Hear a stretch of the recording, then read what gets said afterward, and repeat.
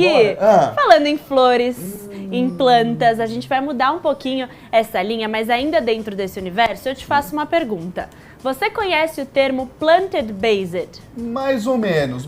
Pois é um tipo de alimentação que tem como premissa reduzir o consumo de carne e ingerir comidas de origem vegetal, para preservar também o planeta, além da nossa saúde, é claro. Mas agora a pergunta que a gente faz é, será que funciona? Essa plant-based é legal? Quem vai nos explicar tudo sobre essa dieta é a nutricionista Gabriela Carvalho, que já está ali, que trouxe umas coisas, eu acho que eu vou ficar decepcionado hoje, Gabi. Vamos descobrir tudo? Bora, Gabi. Gabriela, seja bem-vinda, tudo bem? Obrigada. Olá, deixa eu passar aqui. Olha só, quando você entrou no estúdio, eu vou até deixar minha pauta aqui, porque eu te perguntei o que você trouxe hoje, que está aqui, é bom ou às vezes é ruim?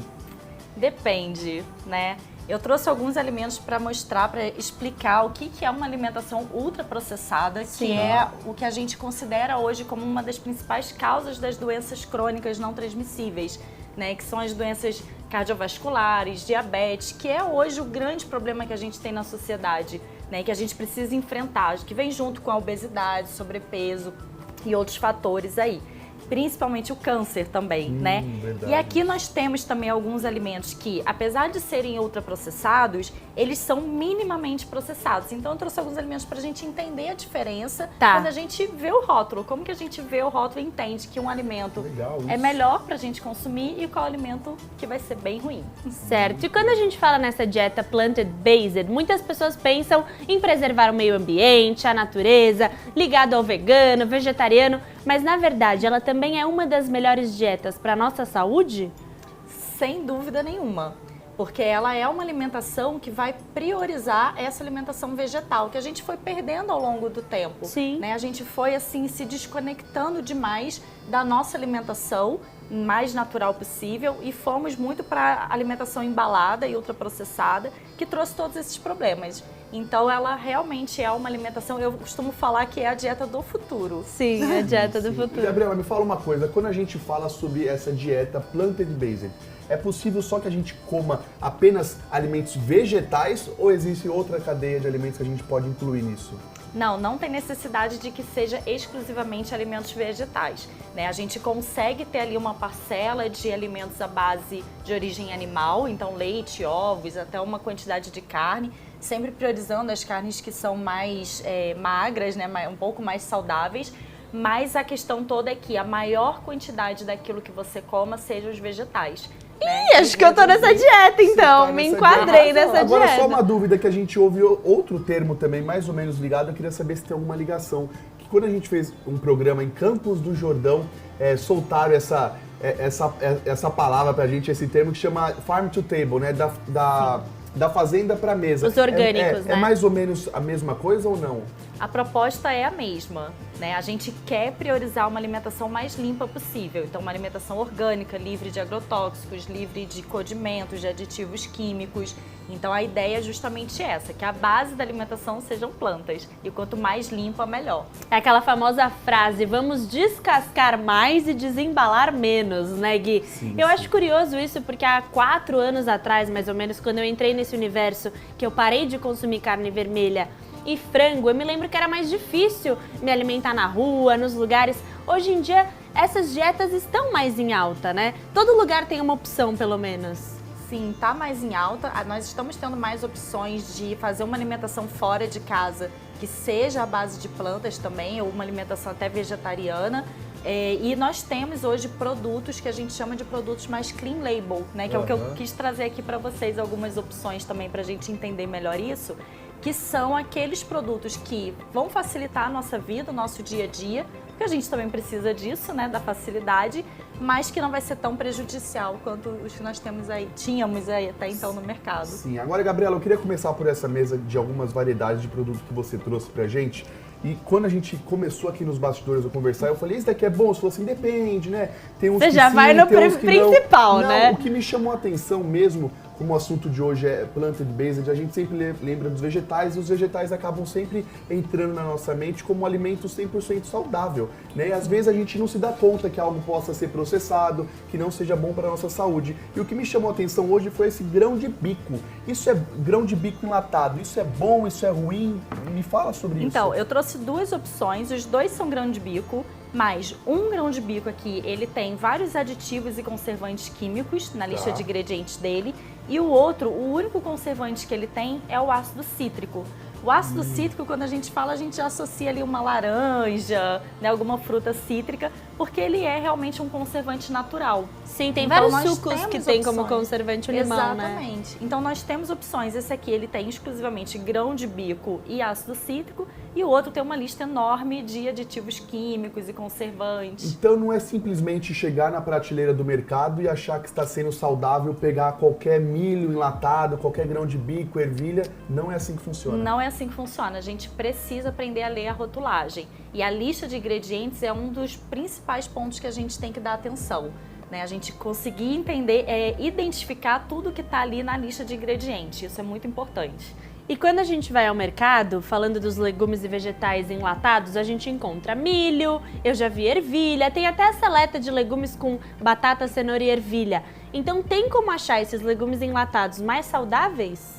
Exatamente, para poder facilitar a nossa vida, né? Como eu disse, a gente tem uma rotina que a gente também precisa dessa facilidade. E aí, a gente lendo o rótulo, vendo a lista de ingredientes e você identificando, nossa, eu conheço tudo que está aqui nessa lista de ingredientes, ela não vai ser tão prejudicial para a sua saúde, né? É claro que não é comparado com alimentação limpa, com uma alimentação orgânica. Quanto mais in natura, que a gente fala, quanto mais você pegar ali o pé de alface, você pegar a couve, você comer ela na forma natural dela, melhor. Mas nós temos sim algumas opções no mercado que vão nos ajudar e que vai nos trazer mais saúde do que outras. Então acaba que hoje em dia é mais fácil a gente ter uma alimentação plant-based, vegana ou vegetariana. Sim, com certeza. Sim, olha só, Gabi, eu até peguei meu celular para tirar essa dúvida que eu fiquei agora, porque eu pensei assim agora, há uma diferença de teoricamente saudável para algo que não é no mesmo produto, o que muda realmente é a forma de armazenar. E esse daqui, que a Gabriela falou que é saudável, que dá pra gente utilizar no nosso dia a dia, é praticamente o mesmo preço do que é ruim. Exatamente. Então é realmente a forma de identificar na prateleira o que é bom e o que é ruim. Conhecimento, né? Sim. Exatamente. A diferença de preço não é tão grande. Até quando a gente compara hoje a alimentação orgânica, a gente vai numa feira orgânica, a gente consegue ter um acesso, se a gente for na safra, a gente consegue ter um custo dessa cesta, de cestas orgânicas, muito similar a você fazer uma feira num supermercado, por exemplo. Sim, sim. E às vezes até mais barato. Se você estiver ali na safra, estiver nos alimentos que estão mais favorecidos naquele momento, né, que está tendo uma produção alta em larga escala, a gente consegue ter um custo muito semelhante. Então não tem a justificativa de ser muito caro fazer uma dieta plant-based. Sim. A gente tem a justificativa da falta de conhecimento. Então por isso que é importante levar essa informação de que a gente precisa ler a lista de ingredientes. E eu me lembro quando eu comecei nessa caminhada de conhecimento mesmo da alimentação mais natural, eu segui um Instagram que ele postava vários pratos do dia a dia na versão vegana e vegetariana. Então ele postava arroz, feijão, brócolis, espinafre e mostrava o quanto é acessível, né? Sim, é muito acessível. E a gente também quebrar a crença, né, de que não é porque eu como carne que eu não posso experimentar um alimento que é vegano, um prato que é vegano. Porque isso vai estar favorecendo a minha saúde. Sim. Então essas crenças que a gente cria também sobre alimentação vegana, é importante que a gente quebre isso. E se um casal, por exemplo, que come carne e o outro não come, vai junto no restaurante, experimenta os mesmos pratos, né? Faz essa interação porque ela é importante.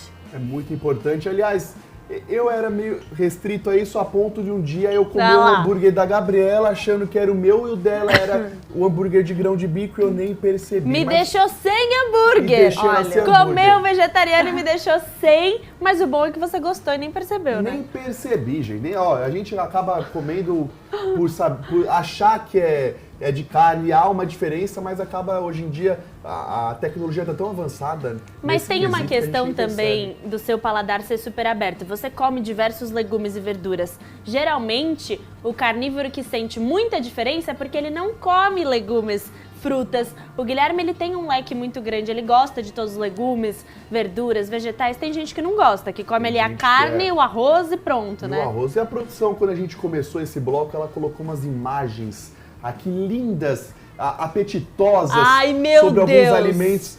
Gabriela, sorvete. E isso daí a gente acaba comendo pelo olho, mas no dia a dia, na prática, é saudável? Não é saudável. Esses são os alimentos que são ultraprocessados, né?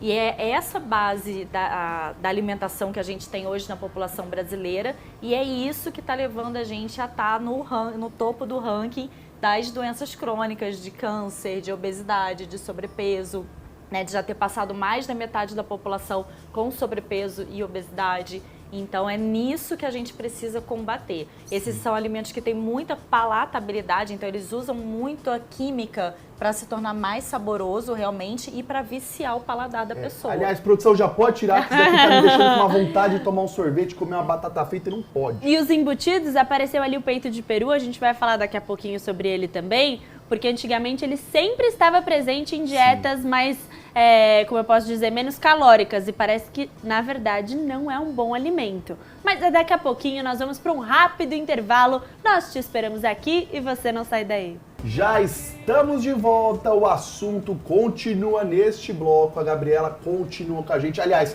as duas Gabrielas continuam com a gente. Lembrando que você aí de casa também pode participar do nosso programa, é só mandar um WhatsApp, pode mandar beijo, pode falar de onde você está nos assistindo, se você já é novo, se você é do público que acompanha a gente desde o início, é DDD 12 99252 9255 4444. É simples, e também mande sua pergunta sobre o assunto de hoje, não é, Gabi? É isso aí, eu já tenho perguntas aqui. A Ana Lopes de Santana disse: bom dia, estou adorando o programa. Este casal é lindo, que Deus os conserve assim sempre. Um beijo, Ana. E ela falou assim, ó, pra Nutri: tenho no meu quintal couve e ora pronobis. Eu como isso quase todos os dias. Ora pronobis está aparecendo cada vez mais na alimentação, né? Eu não sei nem o que é isso. Ela vai te explicar. Explica aí, Gabi, pra gente. Ora pronobis, ela é uma plantinha que é de cerca viva. A gente fala que é uma cerca viva, porque ela tem uns espinhos e ela realmente cresce formando uma cerca, né? Que a gente chama de trepadeira. Uhum. E as folhinhas, elas são comestíveis e têm um altíssimo valor nutricional. Ah, não. Produção, procura uma imagem aí pra gente na internet. De uma ora pronobis. Ora pronobis. Ora pronobis, por Minha favor. avó me deu um pezinho de ora pronobis, porque ela tem proteína, né? Sim, é riquíssima em proteína, é uma das plantas que mais tem concentração de proteína e riquíssima em vitaminas, minerais. Gente, essa eu não sabia baixo valor calórico, então para quem também está querendo dar uma emagrecida é excelente. Olha, adorei! Gostei bastante. O Alex, de São José dos Campos, perguntou: quero fazer uma pergunta para a nutricionista Gabriela. Como a plant-based pode ajudar a reduzir a hipertensão? Boa. Muito boa essa pergunta. Para a gente conseguir reduzir, a gente fala em reverter até esse processo de hipertensão, uma vez que ele era meio que colocado como uma doença crônica que você vai ter para o resto da sua vida, né? E hoje a gente vê que não tem necessidade de você se tornar escravo de uma medicação por conta da hipertensão. Claro que isso vai depender muito de cada um. Quando você tem uma alimentação que ela é baseada em plantas, a gente tem uma sinergia de nutrientes ali acontecendo, ou seja, todos os nutrientes acontecendo, e a gente tem uma redução, porque não há necessidade de consumir tanto sódio. Então a gente consome menos sal, a gente usa mais as ervas aromáticas como tempero, a gente utiliza mais essas plantas, o sabor natural da comida, para realçar esse sabor ao invés de ficar utilizando condimentos. Só, e Gabriela, me fala uma coisa, como que a gente faz para começar a ter uma alimentação mais saudável, baseada nessa plant-based? A gente deve mergulhar de cabeça, ir de uma vez por todas ou ir aos poucos? Como que funciona? Isso vai muito de cada um, né? Tem aquelas pessoas que precisam, né, dessa disrupção, precisa de, a partir de amanhã minha alimentação vai ser completamente diferente. Virar e a mudar, chavinha. virar a chavinha mesmo. Tem pessoas que têm essa necessidade, que têm essa personalidade. Tem outras que não, que precisam ir com calma. Eu gosto muito de dar uma sugestão de começa a frequentar mais as feiras, né? Vai na feira da cidade, vê quais são as opções que tem ali e sempre se desafia de estar comprando algo diferente. Algo que você não conhece, que você nunca viu, ou que você experimentou já faz muito tempo, ou que você nunca preparou, alguém preparava para você e vai aprender como preparar, ou alguma coisa que você experimentou e achou que, eu comi, não gostei, nunca mais eu coloquei no meu prato. E assim você vai aumentando a sua diversidade alimentar. Uma reciclagem que nós fizemos da nossa alimentação recentemente que eu achei incrível foi quando o nosso pequeno Aron passou pela introdução alimentar e eu me lembro que o pediatra me deu uma lista extensa de legumes e vegetais e mesmo já nessa dieta mais saudável, a gente voltou a comer alimentos que eu não comia há muitos anos. Então, de introduzir para o meu pequeno, a gente fez uma reciclagem, né, Gui? Total. Voltou a comer espinafre, chuchu e vários alimentos que não tinha mais ali no dia a dia, que vai sumindo, né? Exatamente, a gente vai criando uma seletividade alimentar, a gente vai restringindo o nosso cardápio. E aí a gente, quando passa por uma situação dessa de que precisa fazer uma introdução alimentar para um bebezinho e que a gente tem que explorar essa diversidade, a gente acaba relembrando, trazendo algumas memórias, né? Então, provavelmente lembrou de alguma vez que comeu espinafre, de como que comeu, e aí, eu vou tentar fazer do mesmo jeito como eu comia antes. E a gente vai aumentando esse repertório. Sim, agora a produção já separou a imagem. Como chama a planta? Ora Pronobis! Ora Pronobis. Ah lá, Guilherme! E como que pode comer isso, Gabriela? Olha, o mais indicado é que se consuma refogado ou aquecido, que ele sofra algum processo de aquecimento. Como se fosse a couve mesmo. Como se fosse a couve, pode fazer, algumas pessoas fazem muito com frango, igual frango com quiabo, faz frango com ora pronobis, é uma comida típica da região de Minas Gerais, né? Eu sempre indico que seja aquecido porque algumas espécies elas têm alta concentração de ácido oxálico que dá pedra nos rins. Então, pra gente evitar, não sei qual espécie que é, a gente já garante de fazer refogadinho que não vai ter problema. Aquela forma que sua avó faz a chicória, a escarola, sabe? Bem refogadinha. Coloca lá e Bom, manda pra dentro. Nosso apresentador está fugindo de um alimento processado, mas eu quero tocar nesse assunto, Gabi, porque a gente vê muito dentro de todos os lares familiares ainda, mesmo sendo um alimento que faz muito mal para a saúde. Vamos falar um pouquinho sobre esse macarrão instantâneo? Não fala mal. Eu vou falar, assim, eu vou ter que falar. Eu vou ter que falar. Vai, Gabi. É que o grande problema é que é o que nós chamamos de alimentos ultraprocessados, né? Alimentos ultraprocessados são aqueles que a proposta do alimento mesmo é a menor parcela do que está ali. Ou seja, igual o salgadinho, é um salgadinho de milho, mas que o que menos tem ali é milho, né? A gente precisa lembrar que o macarrão instantâneo, ele é frito, ele sofre uma fritura de ele é frito! Gente, é quase uma batata gostoso. frita.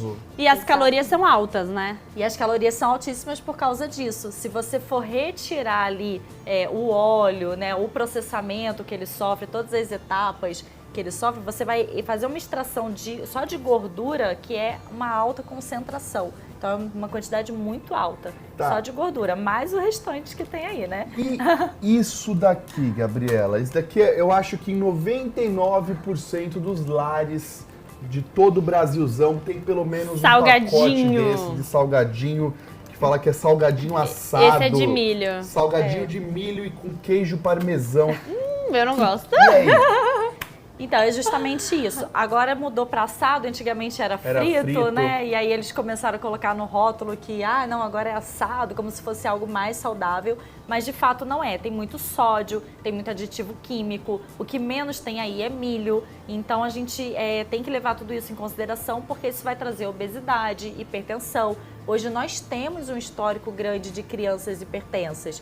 E esses dois alimentos, né, que a gente falou agora, são alimentos que são oferecidos para as crianças. Sim. E crianças muito novinhas até. Então elas já vão crescendo tendo uma alta ingestão calórica e uma alta ingestão de sódio, de conservantes, de aditivos químicos, que são muito cancerígenos. Gui, olha só, o Vander, de São José dos Campos, falou assim: a melhor coisa que o tio Silvio fez foi colocar uma TV na nossa região. E ele tem um recadinho pra você. Ele diz: Gui, Lá na minha chácara tem Ora Pronobis e minha mãe sempre faz um chazinho com ela. Um beijo, Wander! Beijo! Obrigada pela Abração. mensagem, pelo carinho. Então também dá pra fazer chá, essa eu não sabia. Dá pra fazer chá também. Olha, mas eu Dá fiquei pra fazer, na comida mineira. Você gostou do frango com- refogado. Ai, meu Deus do céu. Bom, eu tenho mais uma pergunta que eu achei super interessante. O Antônio Júnior de São José diz: onde é possível eu encontrar hambúrgueres plant-based? Eu quero saber se eles têm um sabor similar à carne de boi. Igualzinho. Alguns. Alguns. Tem um que Alguns falam tem. que é uma carne mais futurística, né? Um negócio Sim. mais aguçado. E eu vou te falar, realmente, como ele chama? Antônio. Antônio, eu comi o hambúrguer da Dona Gabriela inteiro e não percebi. Mas tem alguns que são mais de legumes mesmo, né? Eu gosto de quinoa. Eu costumo falar que nós temos públicos para as duas propostas. Então, nós temos aquelas pessoas que gostam muito de carne, mas que gostaria de reduzir o consumo de carne. Então, para isso que nós temos esses produtos que são plant-based, que eles tentam ter um sabor ali parecido com a carne e trazer essa proposta.